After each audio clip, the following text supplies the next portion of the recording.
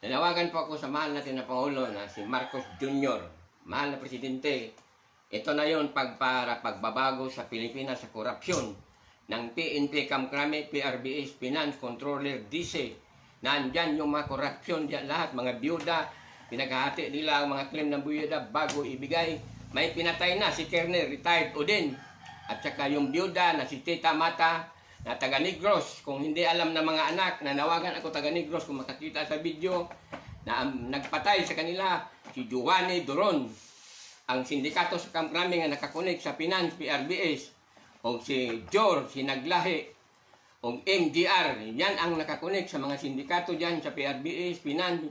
Ginagawa nilang talamak dyan para pagbabago. Yan ang panawagan ko sa korupsyon, pagbabago sa Pilipinas.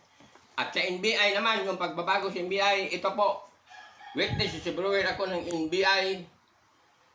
Tumakas ako doon kasi ipapatay nila ako doon sa loob ng NBI. Isa po akong takas sa NBI po. At nananawagan din ako kay Eric Distor, kay si Attorney Bacani, dating direktor, si Attorney Beltran, kung bakit hindi ako nila tinutulungan ng NBI.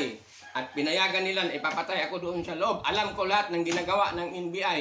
Pagpugo, 5 million hinihingi nila, bitawan yung mga huli, ang lahat, bigayan ng pira, nakikita ko.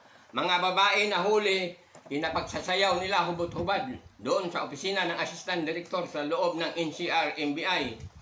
Ang panawagan ko po, kung sino makita sa video na ito, kailangan po na maaksyonan kaagad bago nila ako mapatay. Hinahanap nila ako ron ngayon para mamatay. Kaya, mahal na Pangulo, huwag muna tayong sumigaw na bagong Pilipinas. Dapat ang isigaw natin, linisin yung korupsyon ng Pilipinas. Sa gobyerno, NBI, PNP, nagtatago sila dyan sa likod para mangurap.